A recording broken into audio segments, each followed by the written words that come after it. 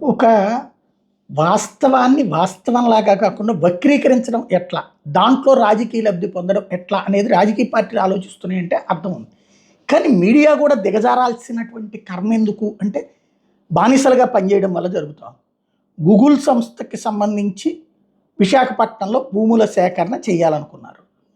దాంట్లో పరిహారం ఎంత ఇవ్వాలి? యాజ్ పర్ నామ్స్ 3 టైమ్స్ ఇవ్వాలి. తీసుకుని ప్రభుత్వం వాళ్ళకివ్వాలి. గూగుల్ వాళ్ళు దాన్ని తీసుకుంటారు. ఇది సింపుల్ ప్రొసీజర్. అయితే ఒక 200 ఎకరాలు ఒకటి దగ్గరే ఉండదు కదా.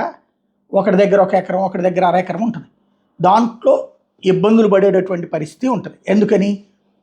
తాత ముత్తాతల నుంచి వచ్చిన వాళ్ళది వాల్చుకోలేకపోయి ఉంటారు, లేదా ఇంతకుముందు డెవలప్మెంట్కి రాసుకుని లేకుండా మధ్యలో ఆగిపోయిన. ఇప్పుడు ఫర్ ఎగ్జాంపుల్ అమరావతి ఏరియాలో ఎన్ని లేవు అట్లాంటి వివాదాలు. అంటే నేను నా భూమిని నీకు అమ్మాను, ఇది అమ్ముతానని అగ్రిమెంట్ రాశాను, నువ్వు నాకు ఓ 10,000 25,000 లేకపోతే ఓ 1,00,000 2 లక్షలు అడ్వాన్స్ ఇచ్చావు.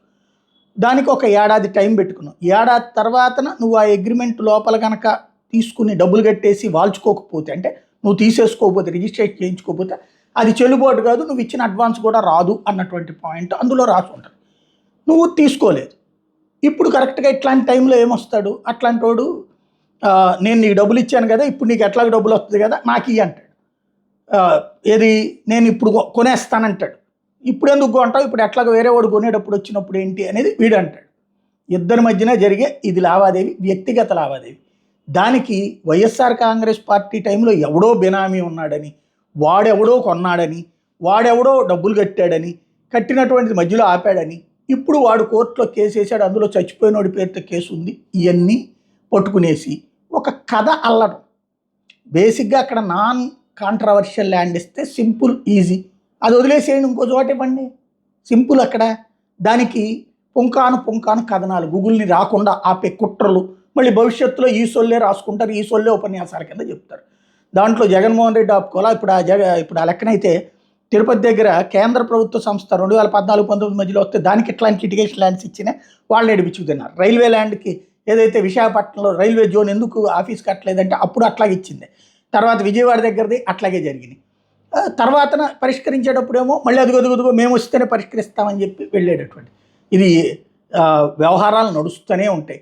దాంట్లో ఒక దొంగ వార్తలు రాసి ప్రజల్ని మోసం చేసే వార్తలు, అందులో జగనే ఆపబోతున్నాడు, లేకపోతే వైసీపీని ఆపబోతోంది అన్నటువంటిది. అందులో వ్యక్తుల సమస్యను తీసుకొచ్చి భూతద్దంలో పెట్టి మైక్రోస్కోప్లో పెట్టి చూపెట్టడం. ఇందులో 2 కోణాలు. ఒకటి, వాడు భయపడిపోయి నాకెందుకు వచ్చిన గొడవ అని చెప్పేసి వదిలేసుకోవడం. రెండవది, ఆ పార్టీ మీదకి నెప్పమేసేసి నిదానంగా లేట్ చేసేసే కార్యక్రమం. ఇక్కడ రాలేదు, దానివల్ల రావట్లేదు అన్నటువంటి లిటిగేషన్ లేని ల్యాండ్లు ఇవ్వడం అనేది ప్రభుత్వ బాధ్యత.